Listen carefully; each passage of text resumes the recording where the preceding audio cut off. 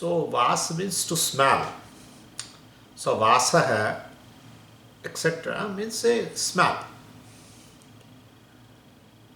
And the smell generally, when you experience anything which has a smell, and you know if it is in your hand and you smell it, it's an experience. Once you leave that object which is having that fragrance, smell, etc., still in the hand the smell continues for some time. Especially we have an experience with our jasmine and other things, flowers. So same way here also. So a series of experiences this is life in which there are series of experiences. Vedanta describes 3 types of experiences, and that is waking state, etc., dream and deep sleep state. But in a waking state, when the mind is conscious and you experience through the senses varieties of the objects, the experience is over. But then its smell continues. Right? It's impression. Its impression of the object, good, bad, whatever, continues. That is called vasana. That's called samskara. Samskara has another meaning, and that is purification. The mind which is purified is called samskrutam manaha. The methods which purify the mind are called samskara. Could you follow? Samskritam is a purified mind.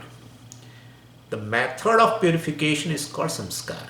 And that is why all our samskaras, like simanto nayanam and all that, garbhadanam, simanto nayanam, jatakarma samskaraha, aksharabhyasaha, annaprashanam, aksharabhyasaha, upanayana samskaraha, vivaha samskaraha, etc. The last is a agni samskara. So we give our this body which is impure now, dead body, to the fire. Fire is considered to be the greatest purifier in the world. Anything. Even in microbiology laboratories also, I do remember they use the autoclaves. So fire is the one which purifies everything. So basically, agni samskara, we give the body to the fire with the hope that the fire will give a new body. New body, appropriate body, better body. Why fire should give? Fire is basically the first manifest form of Ishvara. That's how we light up lamp also everywhere. Because Akasha and Vayu has no form. The first form of the Ishvara is Agni. And therefore fire has a form. Therefore when you offer this body to the fire, it is expected that the fire devata, Agni devata, which is a Ishvara's form, will give you a new body, better body, etc., etc., healthy body, etc. So anyway, this is samskara. And here, of course, the word samskara is here in terms of the impressions born of varieties of experiences. Impressions of what, Swami? Impressions of objects, people, etc., etc. You experience objects, you experience people, varieties of things in the world. It leaves behind. That is why when you experience something and the person, suppose you experience as me right now, and suppose you close your eyes. Now you don't see Swami, but still you see Swami in your mind, right? That's impression. That's impression. And then it also gets associated with good, bad. Today Swami looks dull, something. Oh, so he's not in mood. Something, whatever you can think.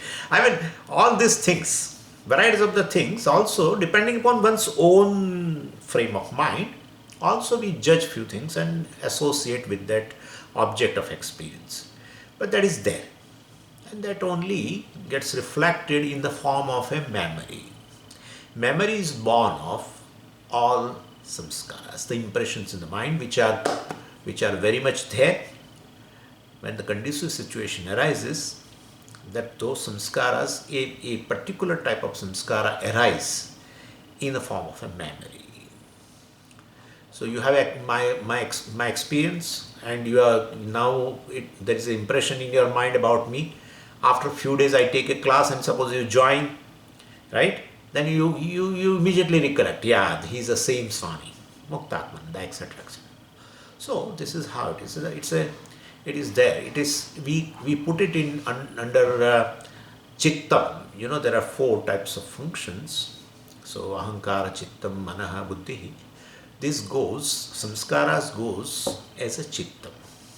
Yeah. Okay, now another question. Swamiji, can I ask an extension to that? Yeah. It has been stated that Karan Sharir, Anandamaya Kosha, consists of vasanas, and as a result of that, we are reborn. So to attain immortality, we really have to clean out all the vasanas, vasanakshaya. Can you talk a bit about that, please? See, the body which is given to you by Ishvara is not just born of vasanas. If vasanas give the body, there is no role of a karma. You can do any kind of a karma. Good, bad, has nothing to do with the next life, right? So basically karma and vasana together gives you a body. Karma and vasana together. How much the role of each one, that is all Ishvara's, it is in Ishvara's hand. And therefore, so there is a connection of karma and rebirth. That's a big issue nowadays. Anywhere I go, people ask this question. What is the connection between karma and rebirth? Because there must be some theory must be floating around that there is no rebirth, or there is no connection to karma and rebirth, etc., etc., whatever it may be. And but there is definitely a connection, and one cannot demonstrate in a laboratory the connection between karma and rebirth. The very rebirth is not available for demonstration. The karma responsible to give the birth, that those karmas are also adrishta, right? And therefore, which adrishta means which punya papa, etc., gives rise to this body, etc. It's all big network, Ishvara's network, but there is connection. That's it. Because Shastra says it, and we can supply certain logic for that. That's it. Nothing more than that. And somebody was asking me in Indianapolis now, a very person who is some kind of, I think, scientist. So he was asking like this: how can we establish with a reasoning the connection between karma and rebirth? I said, not available for reasoning. You can supply some reasoning. Mainly what Shastra says you have to accept. And then we can supply reasoning that rebirth is there. In a single janma, you are taking birth several times. Why do you worry about the next life? In a single janma, you take birth, you acquire new body thousands of times. Thousands of times. Every day in a dream, you create a body and you enter there. And this body is lying, stretched in the bed with a pillow under the head. And that dream body, he eats aloo and what kind of things, He moves around and he plays with, he talks also. So you have as though given up this body, entered there. And you whatever the experiences That's a dream person's life. When it is over, you come back to this. So then why can't we say dream body has a prarabdha? Please understand this. It has a prarabdha. Any time when you experience any type of a world, it is a subjective world, which is a projection of one's mind, or it is Ishvara's world, that is Ishvara's projection, which is an objective world. The dream world is a subjective world. Well, any creation, any world which you experience, a dream or a waking, when you contact experience, definitely some pain, pleasure arises. That's a prarabdha. And therefore, in a dream also, you experience, you undergo a certain, your karma is basically is manifested, and you acquire a body, and with that body you experience a pleasure, pain, etc. in a dream for a few seconds, whatever it is, but it is a prarabdha. So, if you as though give up this body and acquire a new body and experience a prarabdha in a dream world, then why not it is possible that this body which is born of prarabdha will go one day and you acquire a new body? Why not? What is the issue? But anyway, if you say I don't believe it, leave it. But I can supply logic. The basis, I cannot say there is a rebirth. But definitely, Shastra says it and we supply this logic. That's it.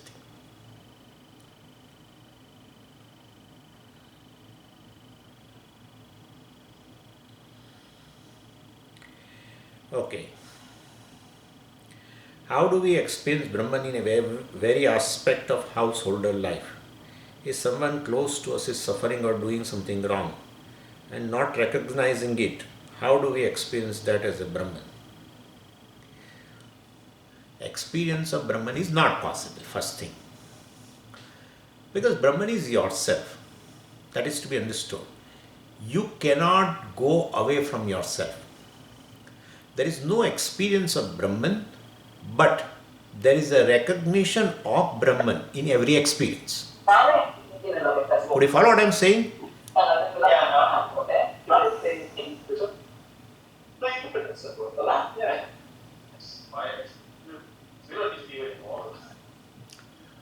There is no experience of Brahman,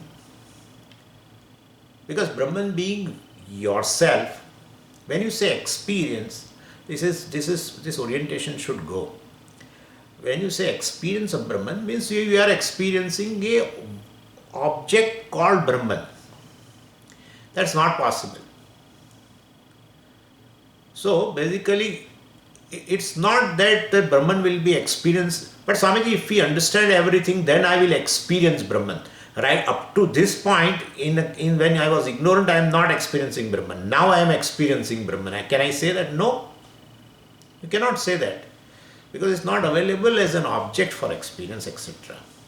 Anyway, and therefore up till now, in all the experiences were there in a state of ignorance, there Brahman was not.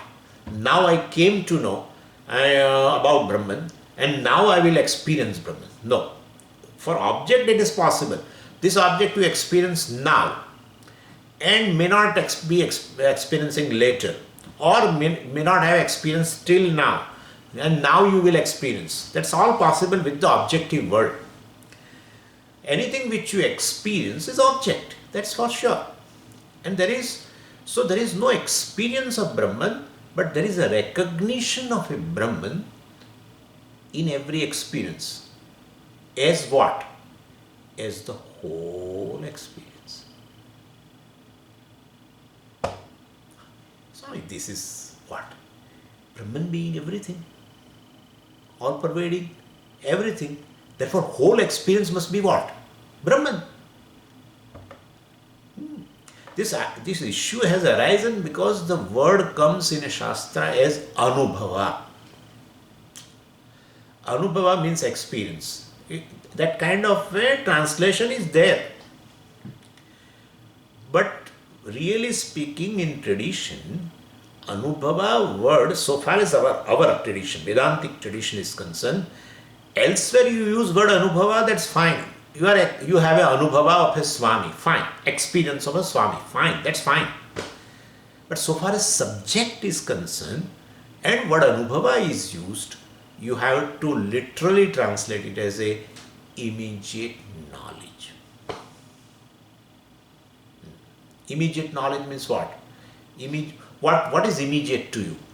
What is immediate to you? Very experiencer is immediate. Right? Very experiencer is immediate. And experience is also immediate. Object of experience is immediate. Whole thing is Brahman. So, this word Anubhava, so far as Vedanta is concerned, we have to understand it as a immediate knowledge. That's how I said that there is no experience of Brahman, but there is a recognition of Brahman, recognition of consciousness, recognition of the self as the whole experience.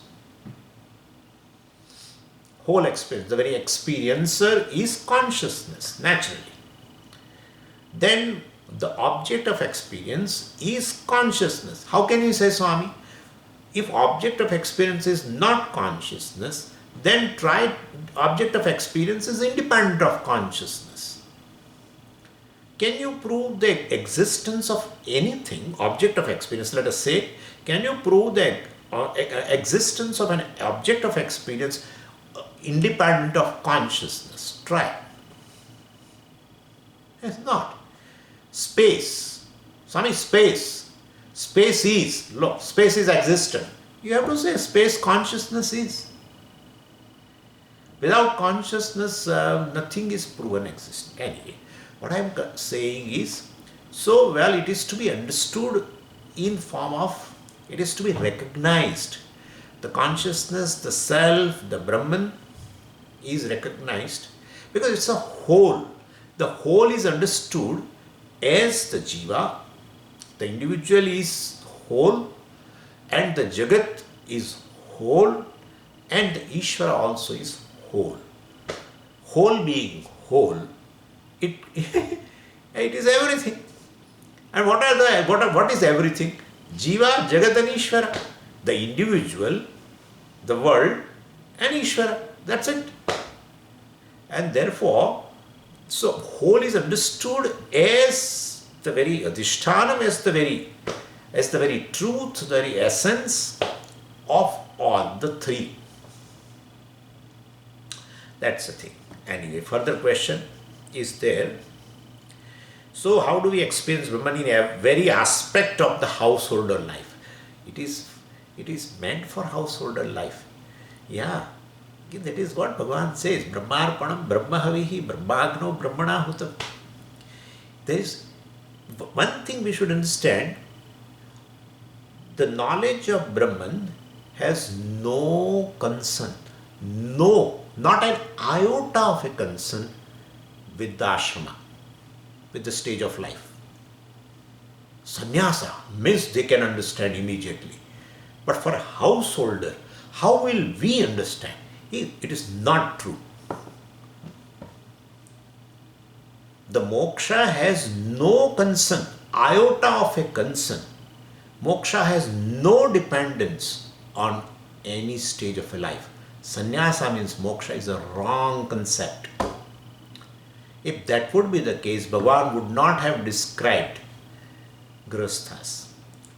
If that would be the case, well, Upanishad would not describe even brahmacharis gaining moksha. Could you follow?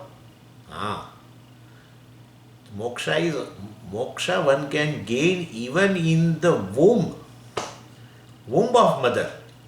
Vamadeva, you know example in Upanishad.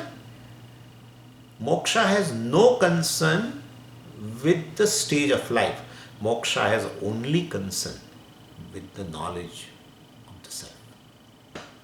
That's it.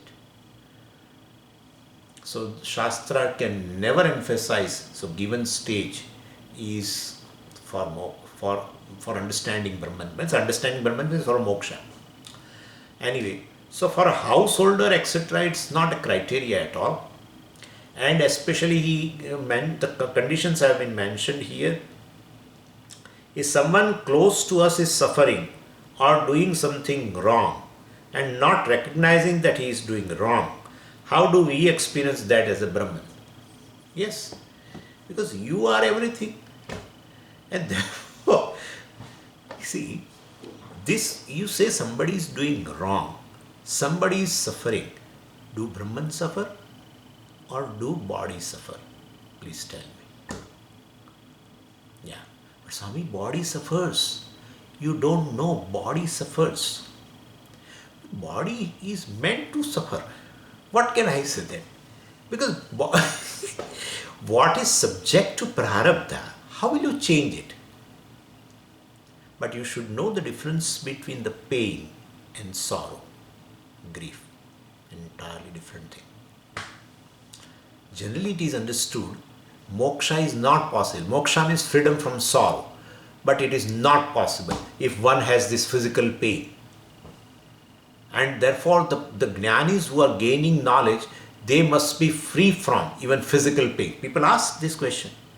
Swamiji, how come this Ramakrishna Paramahamsa has got cancer? How Ramana Maharshi got cancer and how much they suffered?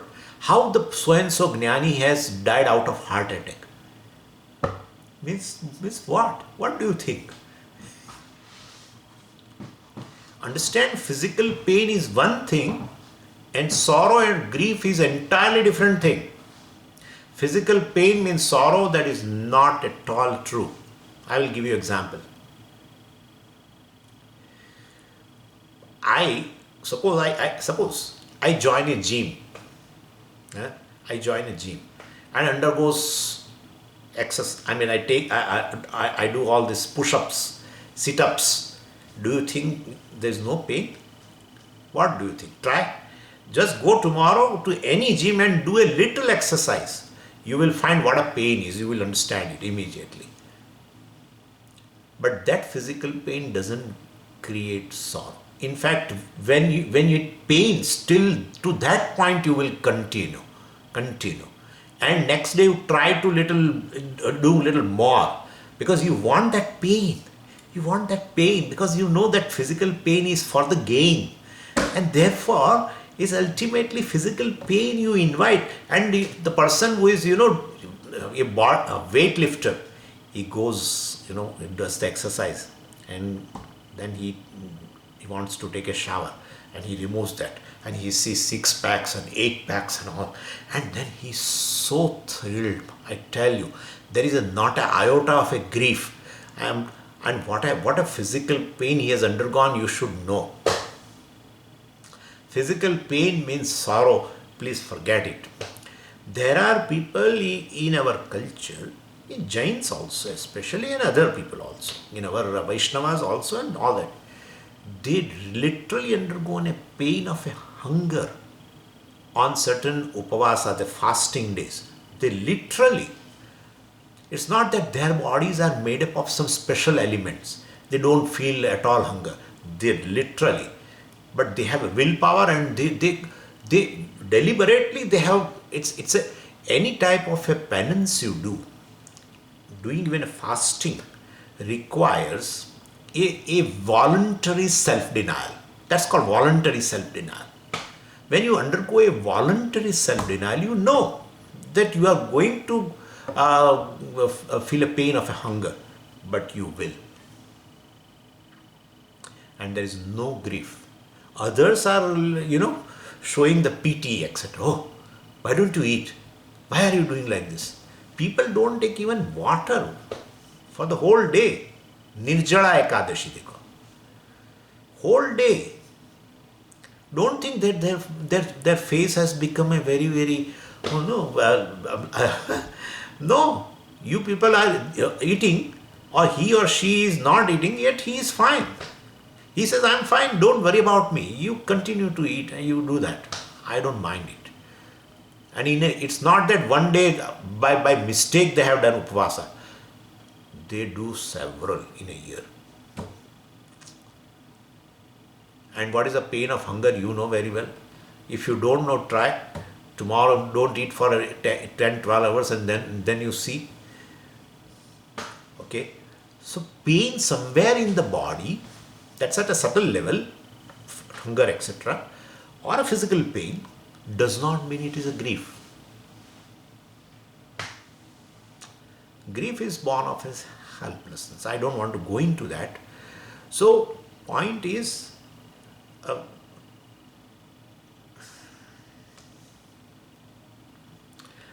so if someone close to us is suffering or doing something wrong, does the Brahman does wrong thing? Does the body, does the Brahman suffer? No. No. That's only body. But body suffers. So body is there and also consciousness is there. That's not knowledge. You know very well, when you say Brahman, if you use word Brahman, nothing is left out of Brahman. That's it. That's called Brahman. Nothing is left out of Brahman. Everything is Brahman. Everything is Brahman. That's not knowledge. Everything is Brahman, and that Brahman is myself. Okay? And therefore, whatever you see, experiences, mithya, etc., is apparent. There are two types of apparent things in the world. One is a useful apparent, one is useless apparent. Useless apparent is our own creation. Our subjective creation is apparent and useless. What you create in dream will never be useful to you in a waking state. And other is a Ishvara's subjective creation through Maya, Ishvara's projection, which is objective to us. It's not subjective. It's also apparent, but useful apparent. Because of that usefulness, you are not able to give it up. You are not able to brand it as apparent. You want to say it as a real usefulness. Anything useful is real. Somehow we cannot come out of it. Anything which we experience through our senses is real. Even though science proves that what you see, what you hear need not be real. The reality could be entirely different, opposed to what you experience. But still it doesn't go into our head somehow. But science has proven every phenomena in the world as you experience is not there. Anyway, I have given several examples before also. So there is no question of experiencing Brahman in a suffering person. There is no question of experiencing Brahman in a person who is doing something wrong. It is you that is Brahman. Please understand very well. What is the difference between deep sleep, sushupti, and being unconscious naturally or under anesthesia?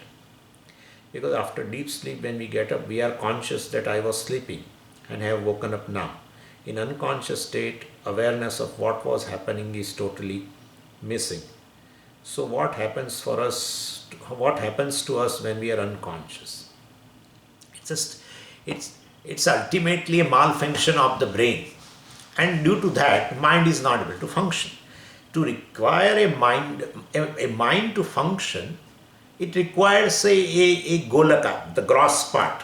If anything happens in that gross part, the brain, due to some damage, accident or anything, then the subtle body, this is how the things are. For a subtle body to continue in this body, there is something minimum required on the part of a gross body. Yeah, at least your heart should function 30-40%. Your liver should function, even though it has a fatty liver. Still your liver also should function at least 30-40%. Instead of 2 kidneys, 1 kidney should function. Your brain should function. Then the subtle body continues. If further these things reduced, on a gross body, at certain vital organs, then definitely subtle body says tata to the gross body. I am going now because I can't function. Where I am not able to function, I don't want to stay. Karma clock is going, right? Go. So says Alvida to gross body. And even for a gross body to function, there is some minimum on the part of subtle body. Yeah. I'm telling you. Suppose the person who doesn't, you must not have seen that person, but that's how hypothetical it is. Suppose a person who doesn't have any sense organ, all the five, eyes are not there, ears are not there, even the nose is not working, taste is not working, the skin, the touch is not working, that gross body will not survive long. Okay, so this is how the things are. So what I am saying is, so unconscious, I have to read that question again and again. So unconscious, frankly speaking, during deep sleep state, also what is happening, it is not known. When you wake up, of course, you say, I slept well, I didn't know anything, etc. Means you have experienced ignorance, etc. That is fine. But really speaking, during deep sleep state is as good as unconscious state. And in an unconscious state, well, whatever is happening during that unconscious state, one is not knowing. And that person, one comes out and becomes conscious, he would say this much, that I didn't know anything in unconscious state. That thing will be common. That thing will be common. He would not be able to say, well, that, oh, I enjoyed unconscious state. No, that would not be. Because that is really not a natural thing, understand. Deep sleep state is a natural thing.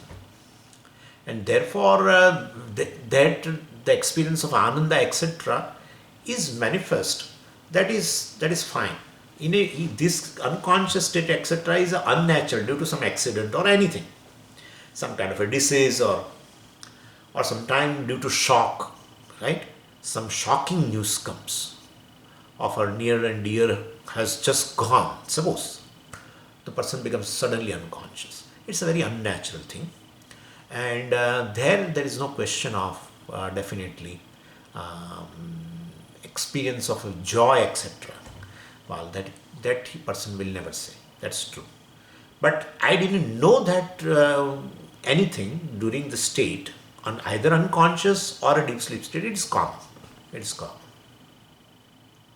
Nothing happens. What happens is basically either the ahankara resolves, goes to unmanifest condition, and therefore the very experiencer resolves, and the object of experience also resolves. Both. Because both have ultimately one locus. I mean, both have arisen from one thing, and that is Brahman. And therefore, so experiencer and the object of experience both have arisen from ignorance. Ignorance is twofold power. The avarana is there. Avarana means which definitely veils my own nature due to ignorance, which you can call it avidya, you can call mula avidya, or you can call it maya. Either, it's same thing. And and then vikshepa also means the experiencer will be there, either a waker and the waking world, or the dreamer and the dream world. So that has arisen from this maya or mula vidya. So in a deep sleep state, they resolve, including time and space. Resolve. The experiencer and the very object of experience, including time, space, everything resolves. But ignorance continues. That ignorance you experience. As a sakshi, you experience the ignorance. Sakshi is very much there. But you will not be able to say in the morning that, oh, I am a sakshi and I have experienced the ignorance. No. Ignorance has to go, and then you are able to claim your own nature, right? The avarana has to go.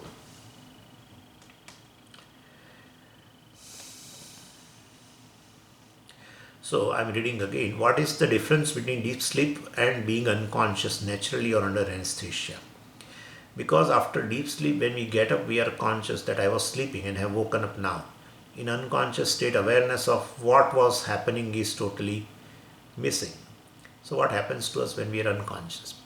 So what happens during the state you are unconscious? Even in a deep sleep state, it happens to me several times. It happened in Kansas. Really, honestly, I'm telling you. I should not say that, but let me tell you, I will not name it. At night, 3 o'clock, that emergency, they call ambulance has come. And you understand, when that emergency ambulance comes, all siren and this and that, and police also, they also, the whole street was flooded with the lights and siren and everything. Where in the host place, I am telling you, where I was sleeping. And literally, I didn't know. The person was, due to some condition, he was immediately taken to the hospital, some heart condition. And in the morning I came down, I thought there is something wrong, because I don't see anybody. So then one person was there. Then I said, where are other people? He said, Swamiji, you don't know? I said, I don't know. Honestly, I didn't know. So, all this many, sirens are all, Swami, tame unghanshi, je hoye the. Many times, many mosquitoes, etc. also, they bite, etc. Well, you didn't know. People fall off from the cot, especially children. Sometimes. Are they aware that we are falling at the rate of 9 on nothing? Why I'm giving you the comparison. In a deep sleep state, whatever is happening, it is not known. Same in unconscious. Yes, but deep sleep state and unconscious state, the difference is this. And that is, in deep sleep state, when you get up, at least you say, I slept happily. Which you will not say, I became unconscious happily.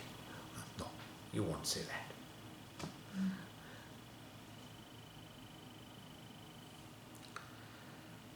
What are nitya karmas and naimitya karmas one has to do, and can one stop doing them? Why should we stop them? The thing which is the propellant, right? To take our rocket in the direction of moksha, that is nitya naimitya karma. That's it. To earn the grace of Ishvara, there are two types of karma. I think I talked to you, perhaps. Two types of karmas are there. One is prayer, daily prayer.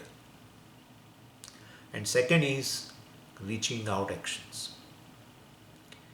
And so reaching out actions is, we can take it as Panch Mahayajnas, which are nitya karmas. Or nitya karmas, you can take it obligatory duties.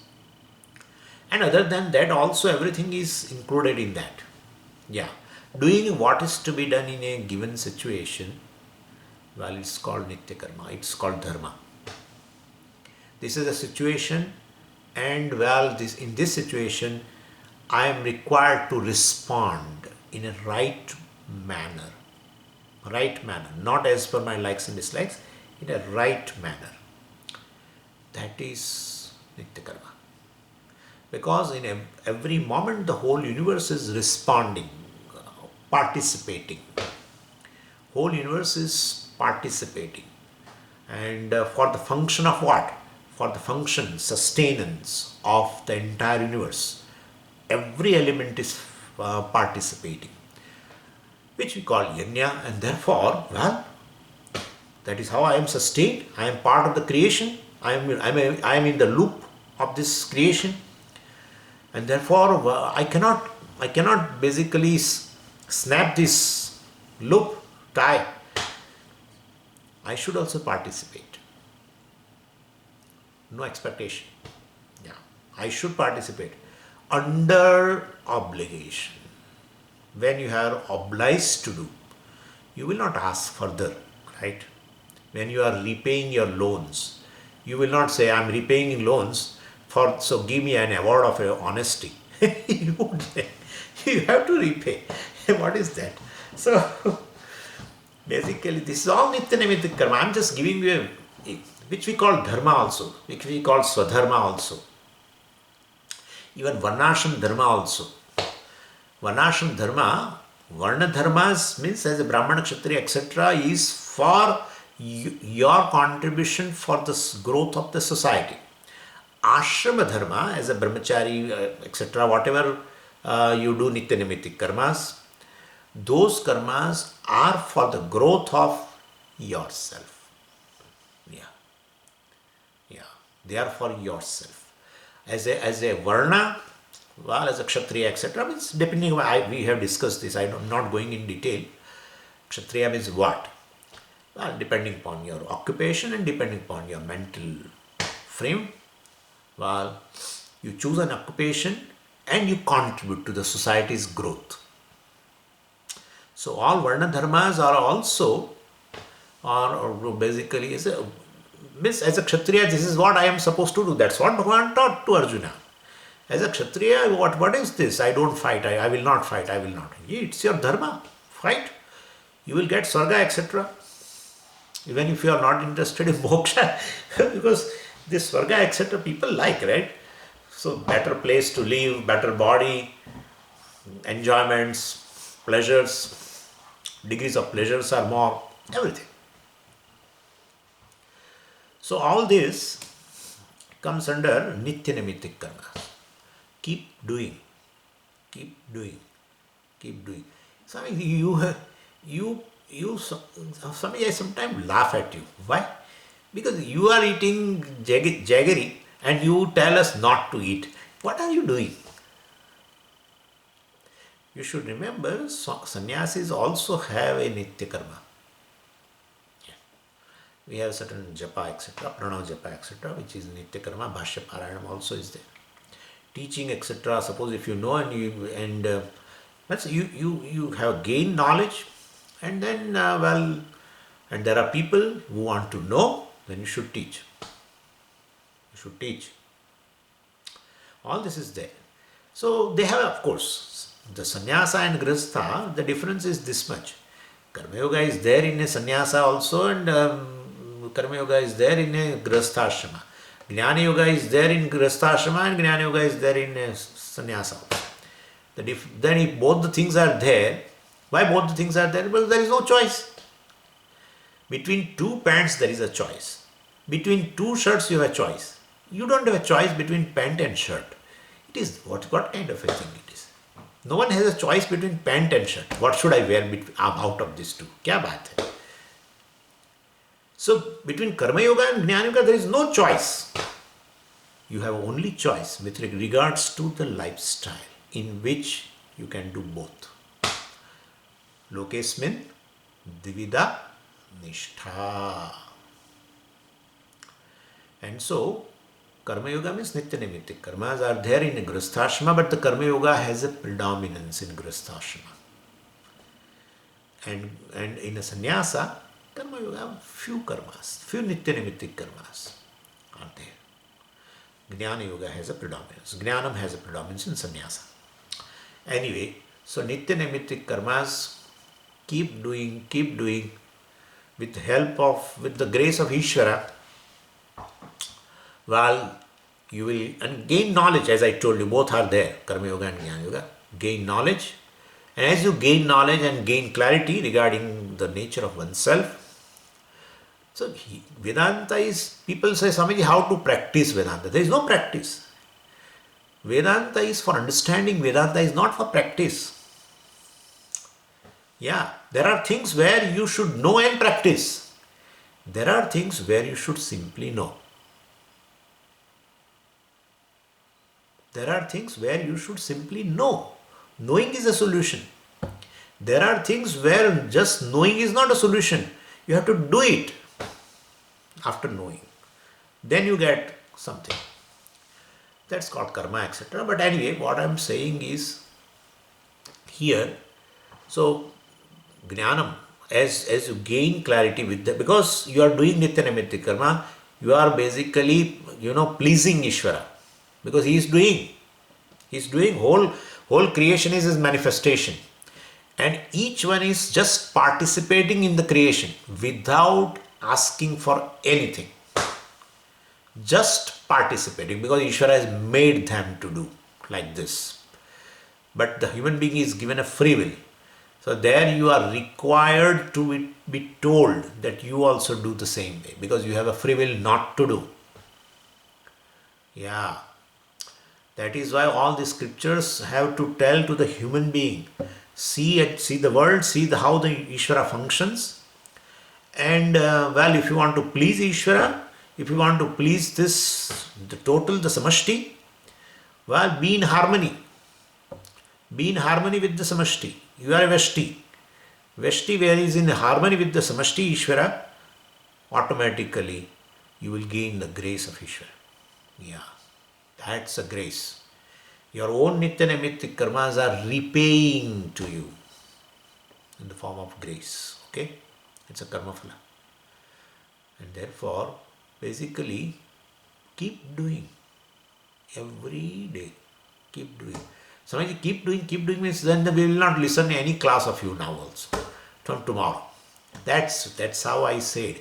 Any ashrama has both. Karma yoga, jnana yoga. Because karma cannot give moksha. Only jnanam gives moksha. Only jnanam.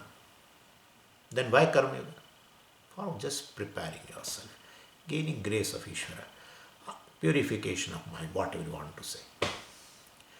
Purity of the mind is a grace of Ishvara. Neutralizing ragadvesha is a grace of Ishvara. Increasing ragadvesha means you should understand you are going against the samashti, selfish attitude. Very simple things are there. Simple rules are there. Yeah. Selfish attitude means definitely you are rubbing against samashti. Yeah. Let it come to me, even at the cost of others. But what is this others? What is this others? Others is not others. It's one entity. The reality of that others is Ishvara. Maker and material is one.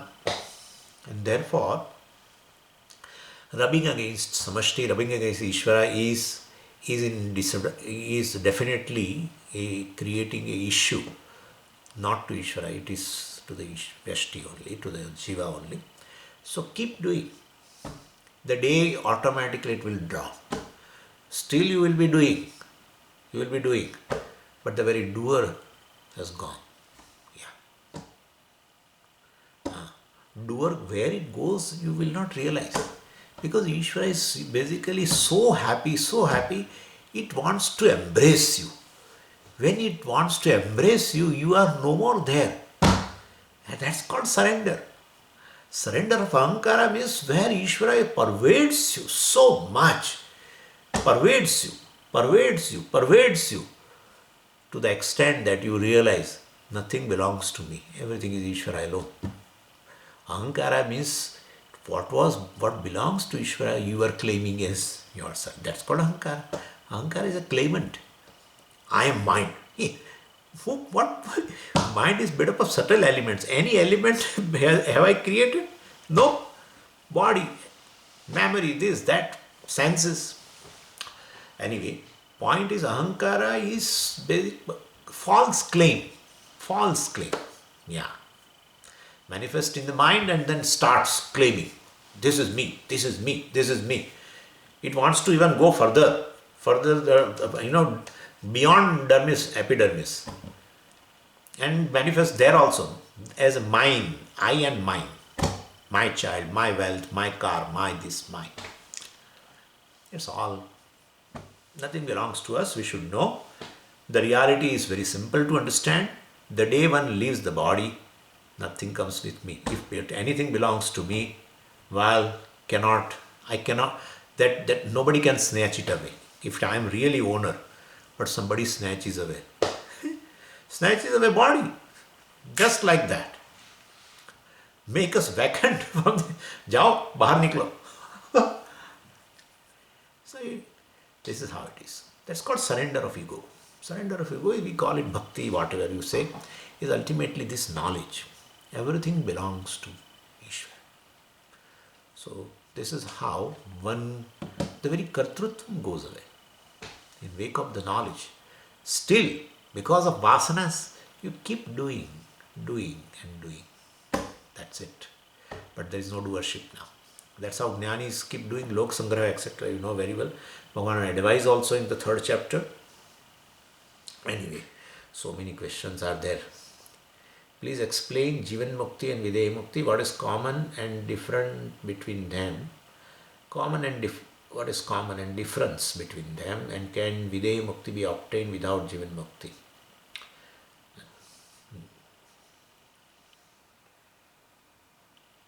Yeah. So Jivan Mukti means Jivan, Eva Mukti hi Jivan Mukti. Jivan means while living. It's a present participle from Jiva Dhatu. Jiva means to live. Jivan means while living. One is free. One is free while living. Means as an individual, I have a freedom now. Even though I am an individual, and as an individual, I am bound.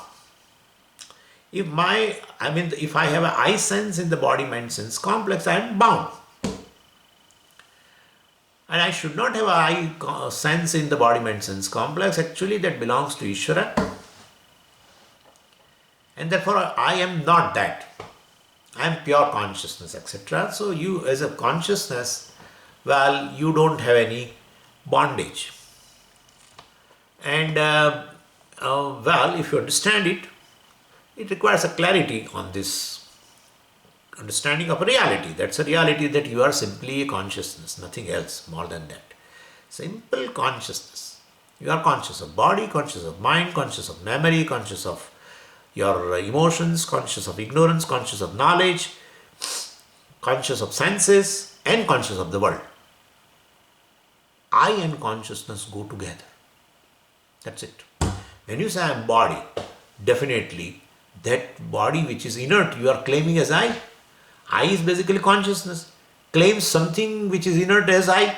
That's a confusion. Confusion is very simple. Body, if you are a body, you will not say my body. Anything which is mine, that's not I.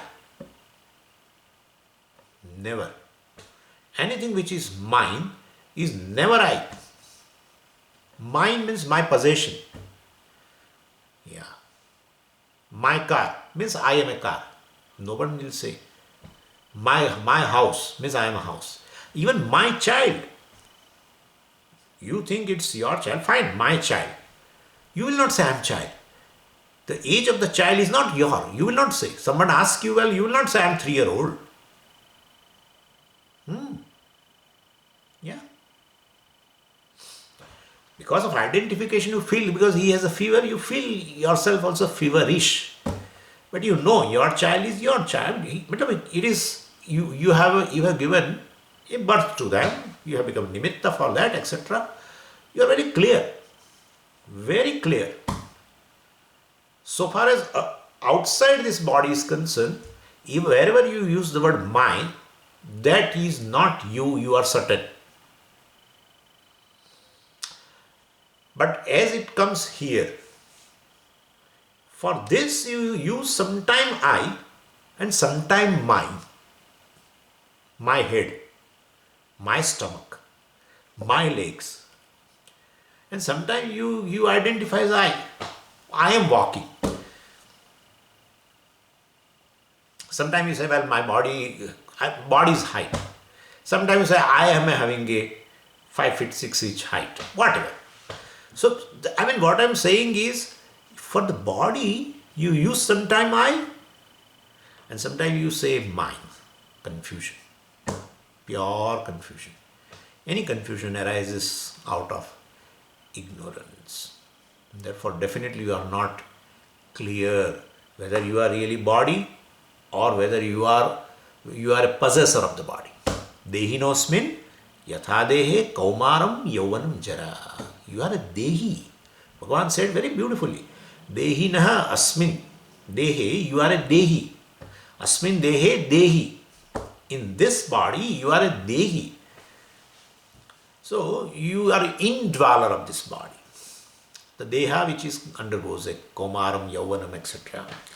Well, you are a sakshi naturally because you are able to recollect. When I was 6-year-old, Swamiji, somebody gave me a dog. Oh, it was so wonderful dog. It was a great gift to me, and I took care of that dog.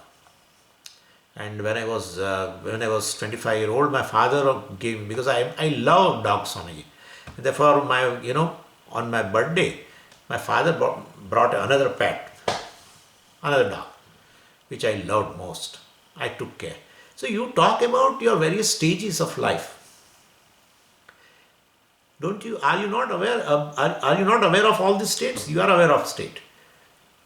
And therefore, even when you identified with the state and said, I am a child, and now when I was a child, etc., when you say, but the same childhood has gone, acquired a new body, acquired a youth, you have become adolescent, you have become further, in terms of age, but the I continues as it is. That's how people don't feel they have an age, unless they have been addressed as uncle and aunt. Till then they will not. They feel they are the same. That's it. That is Sakshi. I am ever same. Yeah. Somebody says, you look quite old now. You say, no. So, because the I is same. And therefore you never feel that you have undergone any change. Naturally you have not undergone any change. And what I am saying is, if you are, two possibilities are there. You are a body, you are a possessor of the body. If you are a body, then in all the three states which you have in a life, three states of experience, you as a body should continue, because you are the body, that's your nature. But that doesn't. That's not. Only in one state. Identification with the physical body, this physical body, only in one state, and that is waking state. That's it. Neither in a dream. In dream you have a different body, and even that also goes away in a deep sleep state. I continue, but I as a body, that's not there. Therefore this I must be distinct from the physical body. Very simple. If I am body, if body vanishes, I also should vanish, but I am very much present. Disidentifying with the body, the I is very much present, experiencing the ignorance and etc., joy in the deep sleep state. So these are the things which makes us understand what is my real nature, pure consciousness. That's it. So understanding that consciousness is free, means I am free. Knowing I am free, no effect of time. Time, place and everything, body, all this is basically mithya, subject to change, having attributes. They don't exist independent of me, etc., etc. All these things, several things are there. So various things are there. And therefore, I, the consciousness, is the reality which is timeless and spaceless. In absence of time and space, I do exist, and therefore,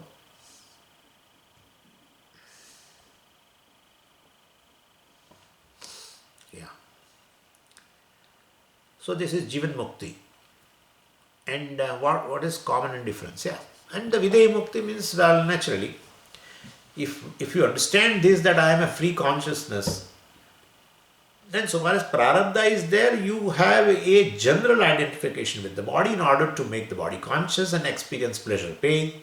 No inert body can experience pleasure, pain, and therefore a general identification of myself. The consciousness should be there with the body, making it conscious, and this is how the prarabdha will be over.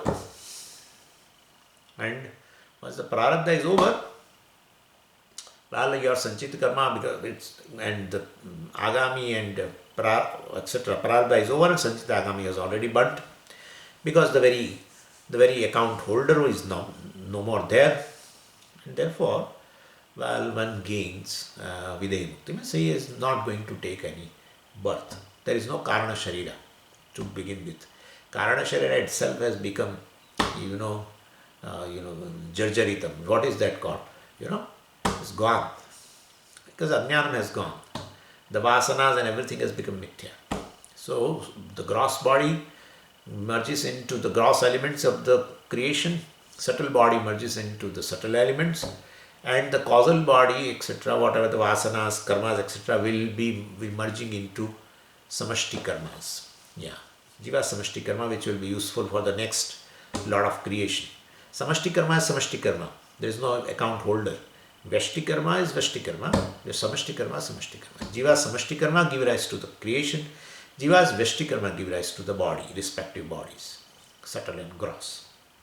But that is very cause of that, subtle and gross, the causal body, the ignorance, etc., has gone, and therefore he will not have further birth. Atraiva pranaha samavaniyante. Well, here itself his prana, his entire, his subtle body, etc., merges. Well, there is no subtle body which leaves this body and will go to somewhere else. No. To acquire another body. No. The prana, this subtle elements merges itself. The subtle body merges into subtle elements. That's how it is. There is some question also further. What is common and difference between them? Both means mukti only. But we are interested in Jivan. One who has gained this Jivan Mukti alone, well, will have a Videha Mukti. What is the time now? Oh, 9:05. Without, can Videha Mukti be obtained without Jivan Mukti? No. No. That is what Vishishtadvaitin believes. There is no Jivan Mukti possible, because Atma is a Jiva, the Jiva cannot claim I am free, I am Brahman. Well, timeless Brahman. No, that Ishvara can say. So you worship and go to Vaikuntha, etc., and stay as a permanent resident in Vaikuntha. Take every day, have a darshanam of a Lord Vishnu, etc., and enjoy them. Bas, that's it. That's a permanent resident there. You get a PR there. Anyway, so that kind of a thing they have. And for a Jivan Mukti, what is required is to understand Mithyatvam. Otherwise, no. They say Jiva is not Mithya. I don't want to go into that. Time is over. So further we'll discuss. If there are some questions, some 2-3 questions are there. We'll see next time. Om Purnamadav Purnamidam Purnat Purnamudachyate Purnasya Purnamadaya Purnameva Vashishyate. Om Shanti Shanti Shanti. Hari Om Shri Gurubhyo Namaha. Hari Om.